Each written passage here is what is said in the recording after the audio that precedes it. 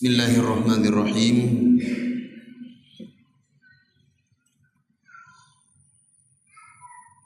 Assalamualaikum warahmatullahi wabarakatuh.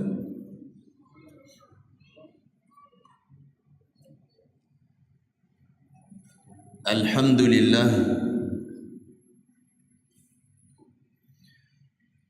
wassalatu wassalamu ala Rasulillah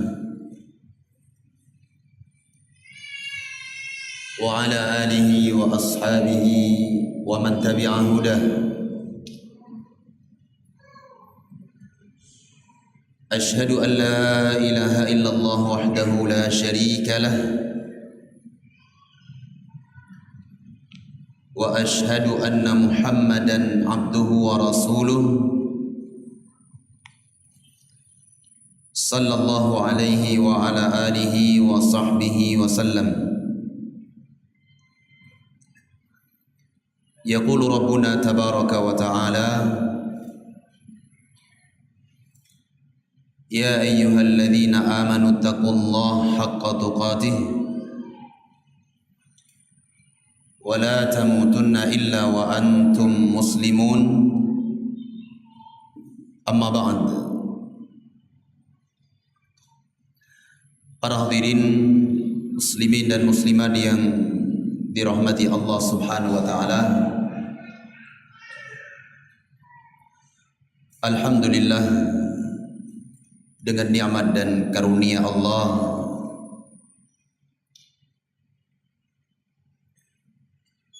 kita bisa berjumpa kembali di masjid yang mulia ini. Tidak lain tujuan kita kecuali dalam rangka untuk talabul ilmi, mempelajari Al-Quran was Sunnah, mempelajari kewajiban-kewajiban ataupun landasan-landasan yang wajib kita ketahui, yaitu tauhid. Tauhid merupakan pondasi di dalam Islam. Nabi SAW selama 10 tahun di Mekah, mulai turun dari wahyu yang pertama, beliau terus menerus menanamkan tauhid kepada kaum muslimin ataupun para sahabat yang menyambut dakwah Rasulullah sallallahu alaihi wa ala alihi wasallam. Maka dari itu jamaah yang dimuliakan Allah, ketika Allah beri kepada kita kesempatan untuk belajar tauhid, hendaknya kita selalu bersyukur kepada Allah Subhanahu wa taala,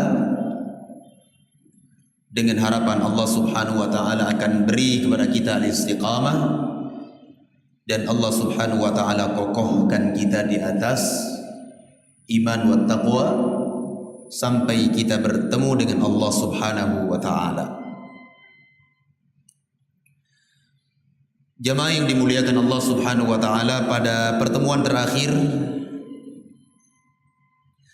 telah kita sebutkan tentang hukuman bagi seorang penyihir ataupun seorang kahin, seorang dukun. Malam hari ini insyaallah kita akan sebutkan tentang hukum mendatangi penyihir atau mendatangi dukun.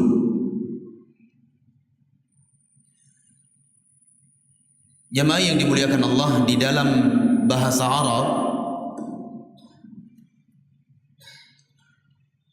dukun itu dinamakan dengan al-kuhan, dinamakan dengan al-kuhan. Kata jamak dari kahin. Dan dijelaskan oleh para ulama, yang namanya kahin itu adalah huwal alladhi yukhbiru 'anil mughayyibat fil mustaqbal i'timadan 'ala al-isti'anati bisyayatin, yang dinamakan dengan kahin, dukun itu adalah seseorang yang mengabarkan berita-berita gaib. Seseorang yang mengabarkan berita-berita gaibiyah yang tidak mengetahuinya kecuali Allah Subhanahu wa taala. Kemudian dia beritakan i'timadan 'ala al-isti'anati bisyayatin, dengan meminta pertolongan kepada para syaitan.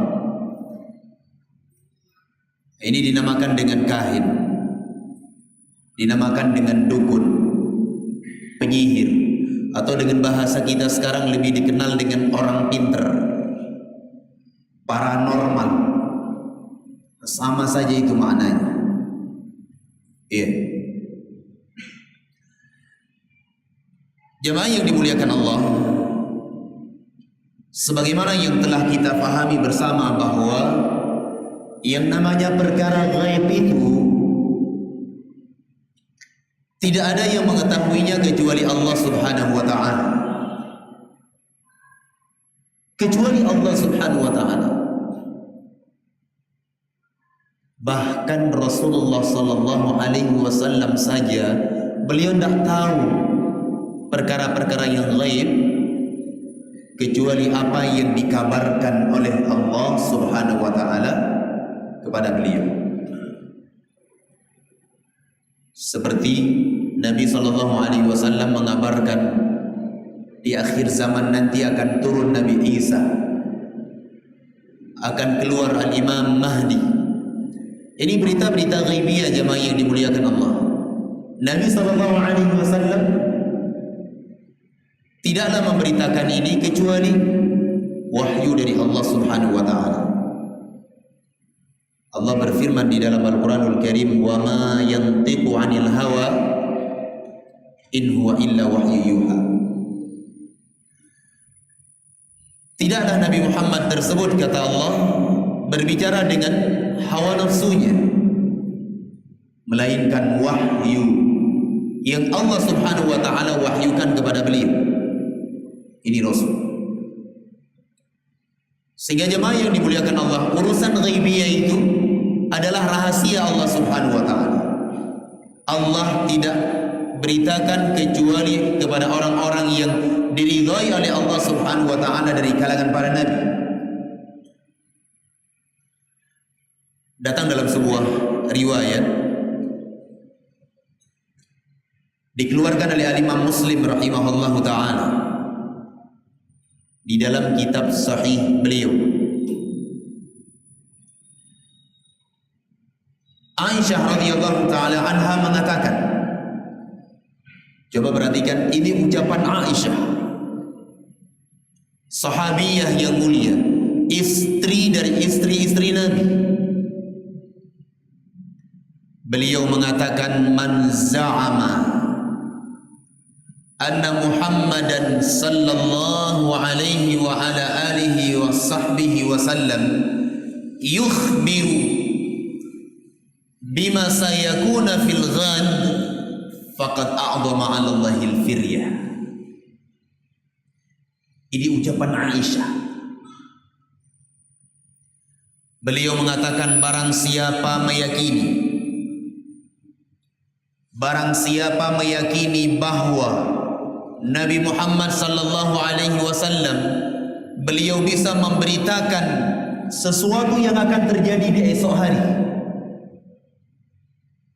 dari perkara-perkara ghaibiyah tanpa datangnya wahyu dari Allah Azza wa Jalla, kata Aisyah, sungguh orang ini telah membesarkan sebuah kedustaan atas nama Allah Subhanahu wa taala. Dan itu besar jemaah yang dimuliakan Allah. Ya. Maka di zaman sekarang jemaah yang dimuliakan Allah, orang-orang yang memberitakan perkara-perkara yang gaib tersebut itu dinamakan dengan dukun. Dinamakan dengan kahin, atau dengan istilah paranormal, ataupun dengan istilah orang pintar dan yang sebagainya. Namun yang sangat sayangnya jamaah yang dimuliakan Allah, kebanyakan muslimin terkena dengan hal-hal yang seperti ini. Dulu sempat marah di tengah masyarakat, ada yang namanya biru jodoh, untuk mengetahui siapa jodoh kamu. Jamaah yang dimuliakan Allah, jodoh ini tidak ada yang tahu kecuali Allah Subhanahu wa ta'ala. Siapa yang Allah tentukan jodohnya, itulah yang akan menjadi pasangan ia. Coba lihat dulu, mungkin marak di tengah masyarakat, ketik rek spasi jodoh, kirim ke sekian. Jamaah yang dimuliakan Allah, muslimin tidak paham ini, hukumannya berat. Hal-hal yang seperti ini, sebagaimana kita akan baca hadisnya nanti. Qala al-musannif rahimahullahu ta'ala, rawal imam Muslim rahimahullahu ta'ala fi sahihihi an ba'dhi azwajin nabiy sallallahu alaihi wasallam anin nabiy sallallahu alaihi wasallam. Kita baca hadisnya, dikeluarkan oleh Al-Imam Muslim, sebuah hadis di dalam kitab sahih beliau, dari sebagian istri-istri Nabi ridwanullah alaihin. Sedikit saya berbicara tentang faidah hadis. Hadis ini dinamakan dengan hadis majhul as-sahabi, karena disebutkan sebagian istri Nabi, dan disebutkan siapa namanya, apakah itu Aisyah, tidak disebutkan apakah itu Maimunah ataukah itu Hafsah, Sofia, tidak disebutkan. Namun dari sebagian istri-istri Nabi. Nah jemaah yang dimuliakan Allah, di dalam ilmu hadis majhul as-sahabi itu hadisnya diterima. Hadisnya diterima. Kenapa? Karena para sahabat semua mereka adalah udul, adil mereka itu. Tidak ada yang lemah periwayatan mereka, tidak ada. Semuanya sama, kuat. Saya sebutkan ini jamaah yang dimuliakan Allah, karena sebagian orang berdalil hadis itu tidak jelas siapa sahabatnya. Cuma disebutkan sebagian istri Nabi. Nah, siapa orangnya? Jadi perlu kita pahami bahwa ketika yang tidak diketahui namanya tersebut adalah sahabat, maka hadisnya itu diterima.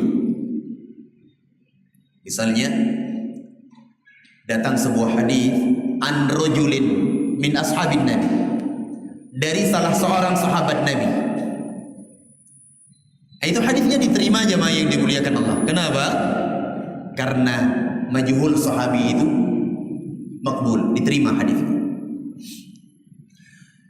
Dari sebagian istri-istri Nabi ridwanullah alaihin anin Nabi sallallahu alaihi wasallam, dari Rasulullah sallallahu alaihi wa ala alihi wa sahbihi wasallam. Coba perhatikan, Rasulullah bersabda, man ata arrafan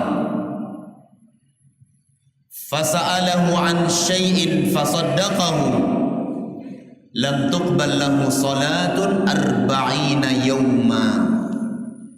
Ini hadis ini tegas jemaah yang dimuliakan Allah.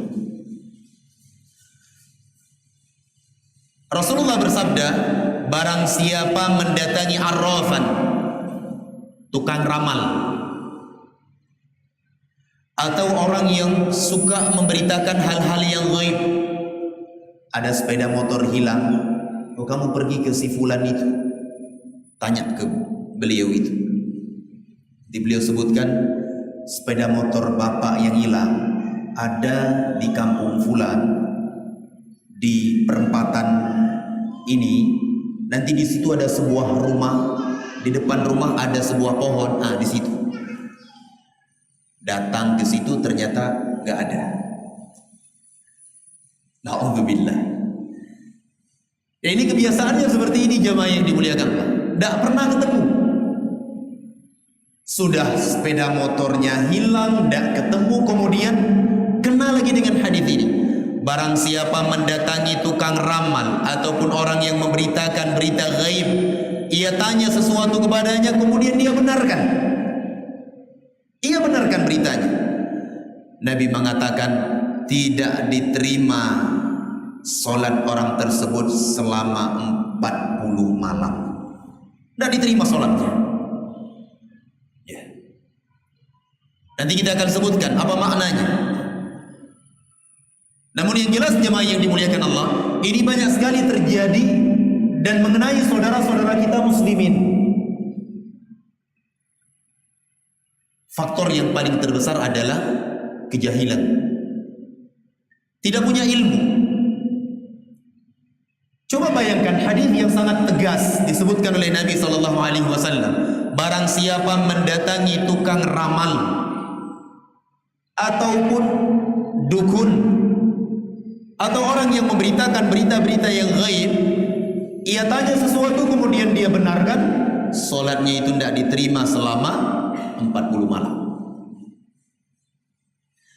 Jemaah yang dimuliakan Allah, saya pernah mendengar, dan kebetulan ini menimpa keluarga istri saya. Salah satu anggota keluarganya itu hilang. Kalau menurut berita, hilangnya itu di lautan. Perjalanan dari Surabaya ke Tanjung Priuk. Naik kapal, feri. Sebagian orang menyatakan bahwa beliau bunuh diri. Namun keluarganya tak percaya. Akhirnya datang kepada seseorang yang katanya paham masalah itu.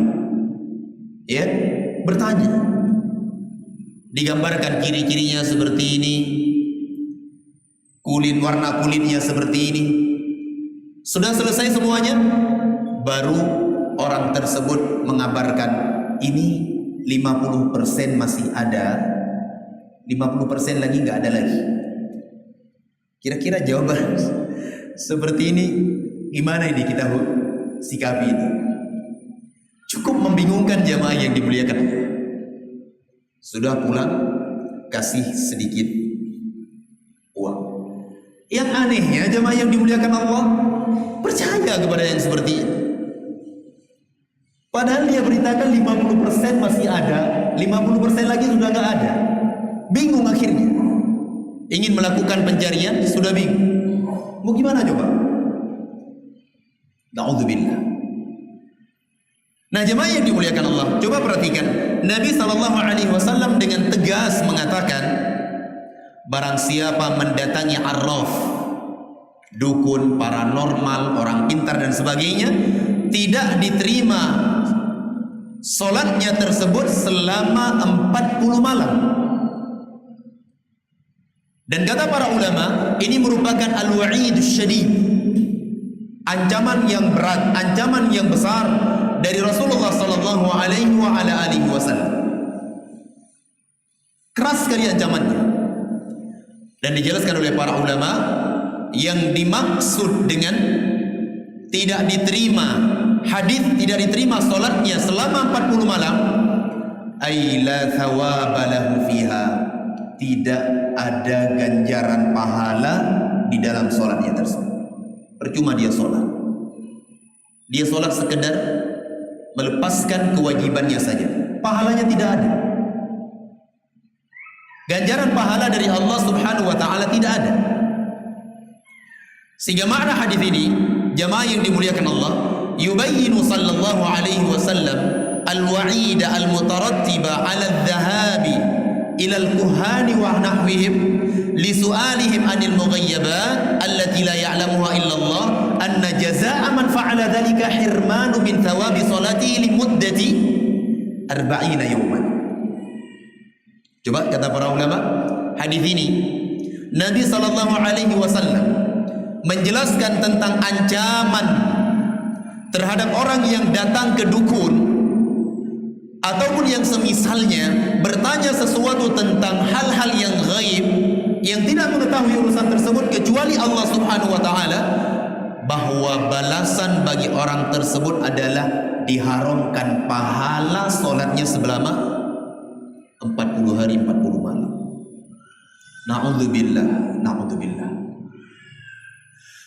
Kita berlindung kepada Allah Subhanahu wa taala. Sebagaimana yang saya sebutkan tadi, mayoritas muslimin terjerumus ke dalamnya karena tidak paham, tidak tahu. Sedikit-sedikit ke dukun. Ada saudaranya sakit perut, ke dukun. Padahal asam lambung. Ditanya, ini kenapa ini anak ini tiba-tiba seperti ini? Dia kabarkan ini dia kena kerasukan jin, mungkin dia melewati sebuah pohon yang pohon itu gelap sekali. Percaya. Alhamdulillah. Datang ke dokter, diperiksa sama dokter, ternyata asam lambung. Ini banyak sekali jemaah yang dimuliakan Allah karena tidak paham, karena tidak punya ilmu, sehingga terjerumus ke dalam kesyirikan atau dalam dosa-dosa besar. Ini hadis yang pertama. Saya baca hadis yang lainnya.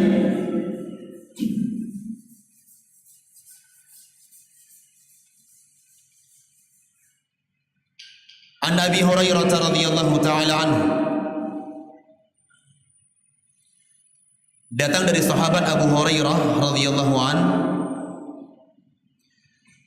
dikeluarkan oleh Al-Imam Abu Dawud dan Al-Imam Ahmad bin Hanbal rahimahumullah. Juga dikeluarkan oleh Ashabus Sunan yang lainnya. Anin Nabi sallallahu alaihi wasallam, dari Rasulullah sallallahu alaihi wasallam, annahu qala, beliau bersabda,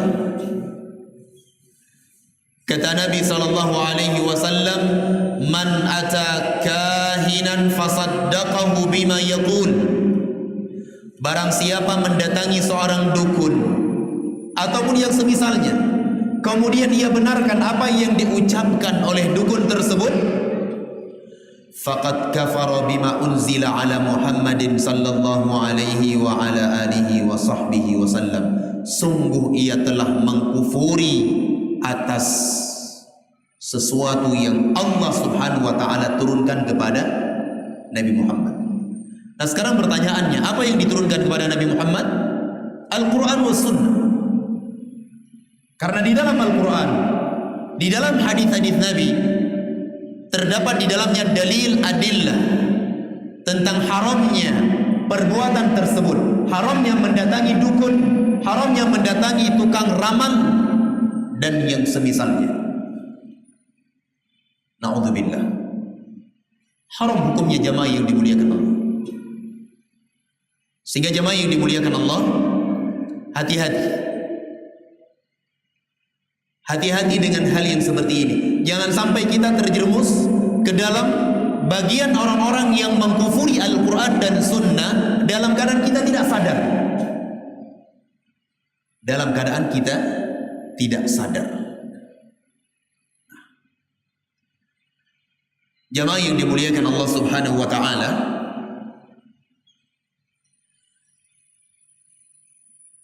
pernah kita saksikan ketika terjadi meluapnya lumpur Lapindo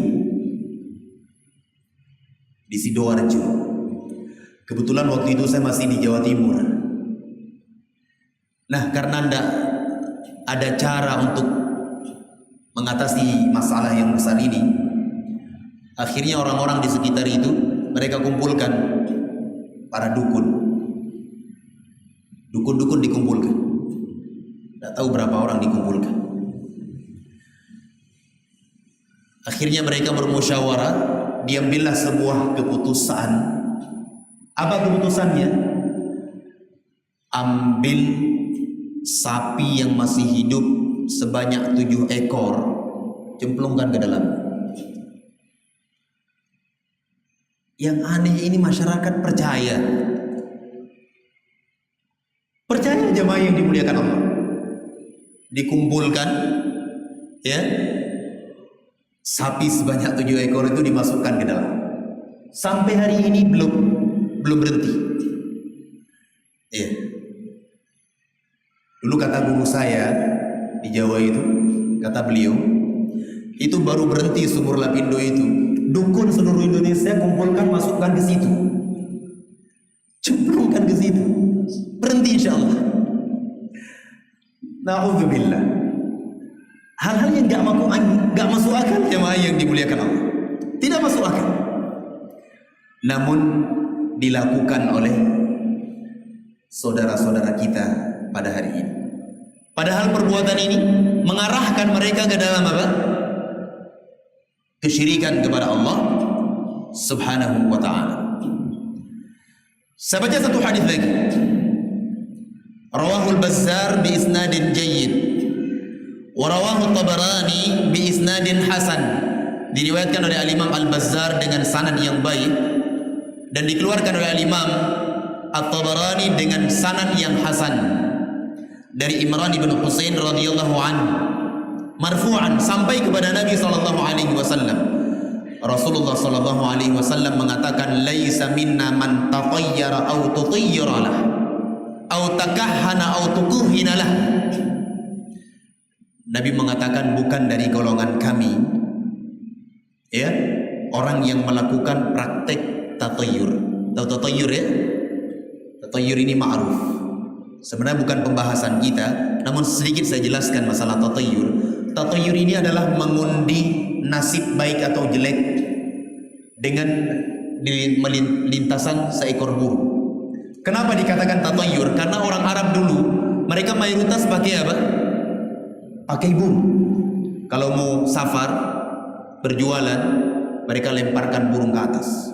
Kalau burung itu terbangnya ke kiri, oh ini sial, tidak jadi pergi. Nah sekarang banyak di tempat kita, banyak sekali.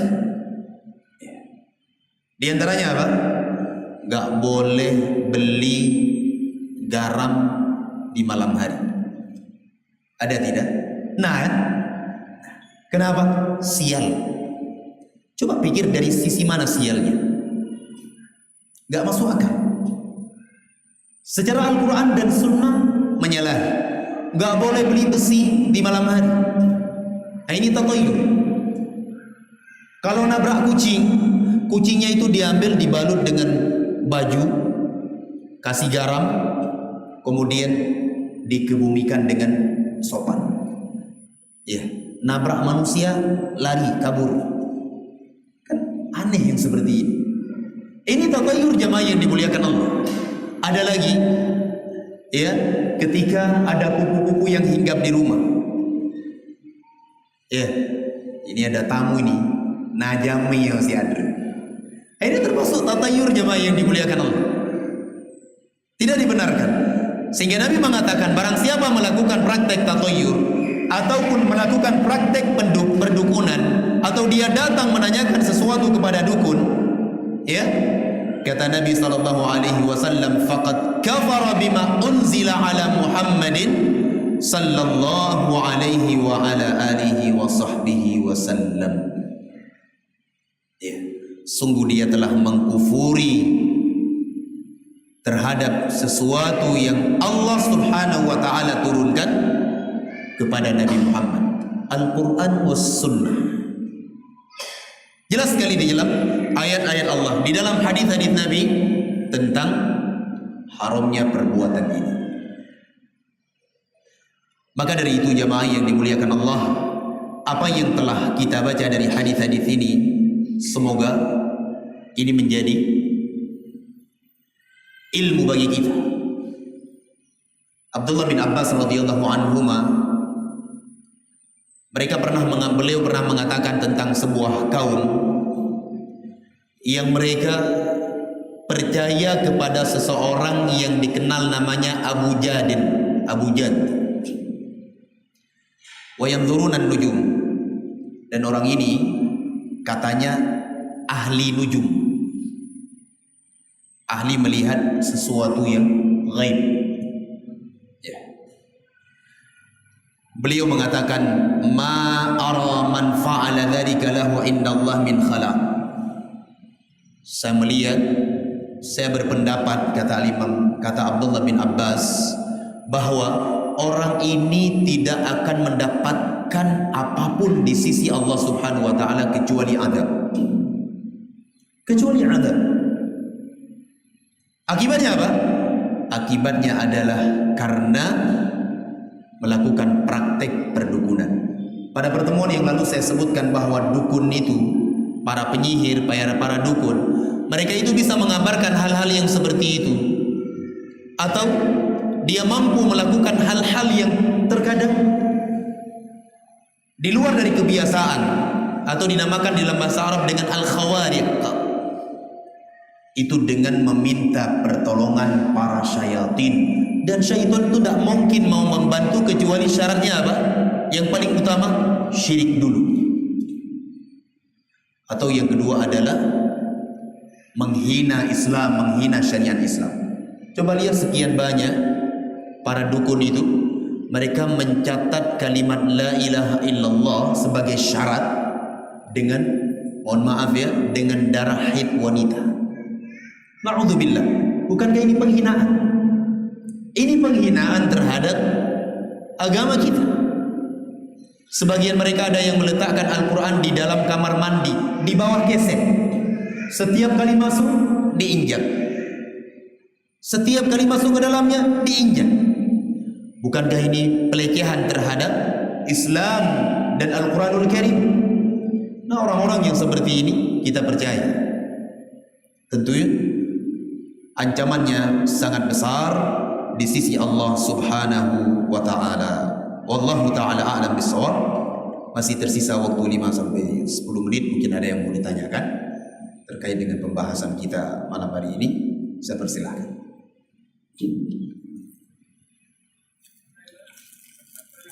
Ya, silakan Walid.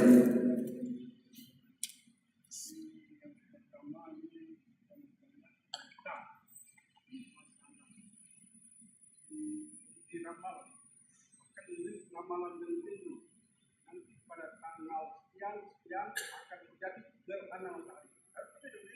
Iya. Akan terjadi gerhana matahari. Iya. Tepat itu terjadi. Dia bilang seperti yang sekarang perakiraan cuaca. Iya. Tepat.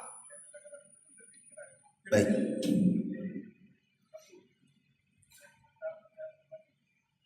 Masalah hadis mati dulu. Iya. Singkatannya bisa singkatan dia tetap apa ya? Baik.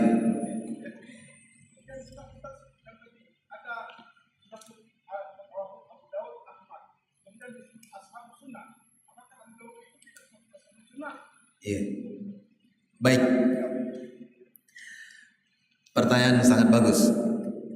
Jamaah yang dimuliakan Allah, terkait pertanyaan yang pertama tadi itu lebih condong kepada ilmu perbintangan. Dan para ulama mengatakan ilmu perbintangan ini, ataupun yang dikenal dengan ilmu nujum, ini bentuknya ada dua jenis. Ada jenis yang pertama yang isinya itu adalah kesyirikan, dengan ramalan-ramalan tanpa didasari ilmu ataupun pengalaman-pengalaman yang ada. Ya. Tanpa dengan pengalaman-pengalaman yang ada. Ini hal-hal yang seperti ini tidak dibolehkan. Tidak dibolehkan. Namun kalau itu dengan ilmu dan pengalaman yang ada, seperti diramal, dilihat akan terjadi gerhana matahari, gerhana bulan pada tanggal sekian, sekian, dan sekian, dan selalu alhamdulillah tepat. Nah, yang seperti ini tidak bermasalah. dibolehkan di dalam syariat kita dengan ilmu, bukan dengan ramalan-ramalan, tapi dia dengan ilmu yang mereka pelajari. Dan Allah Azza wa Jalla telah menyebutkan di dalam Al-Quranul Karim tentang fungsi Allah ciptakan bintang di langit. Salah satu fungsinya itu adalah untuk keindahan langit. Kemudian yang kedua, fungsinya apa? Untuk alamat. Untuk alamat-alamat, tanda. Jadi orang-orang Arab terdahulu kalau mereka ingin berniaga mengarungi lautan, yang mereka jadikan patokan itu adalah bintang-bintang. Oh, kalau bintang ini kebiasaan anginnya mengarah kemari, itu tidak ada masalah. Ya, yang jadi masalah adalah ketika tidak punya ilmu, sembarangan dia menyebutkan, oh nanti akan terjadi gempa bumi kalau keluar bintang ini, akan terjadi gempa bumi. Sehingga Nabi SAW mengatakan tidak boleh seseorang misalnya mengatakan mutirna binaw kada wa kada, kami diberikan hujan karena jenis bintang ini, karena disebabkan jenis bintang ini. Itu tidak boleh. Itu termasuk ilmu nujum yang diharamkan. Adapun dengan ilmu sebagaimana tadi disebutkan tentang perakiraan cuaca ataupun dilihat gerhana matahari dan bulan, hal-hal yang seperti ini dibolehkan. Dan kita tetap yakin bahwa itu semuanya adalah berada di dalam pengaturan Allah Subhanahu wa Ta'ala. Kita tidak percaya 100% pasti terjadi. Tidak boleh. Ya, insya Allah akan terjadi. Seperti itu kita melafadzkan. Namun kalau kita pastikan ini pasti, ini hal yang tidak dibolehkan. Wallahu a'lam bishawab. Pertanyaan yang kedua ditunda, Walid ya. Naktafi bihadza, semoga ada faidah dan manfaat untuk kita semuanya. Mohon maaf atas segala kekurangan dan kesalahan. Aqulu qauli hadza, subhanakallahumma wa bihamdika, asyhadu an la ilaha illa anta, astaghfiruka wa atubu ilaik. Wa sallallahu ala nabiyyina Muhammadin wa ala alihi washabbihi ajmain. Walhamdulillahirabbil alamin. Assalamualaikum warahmatullahi wabarakatuh.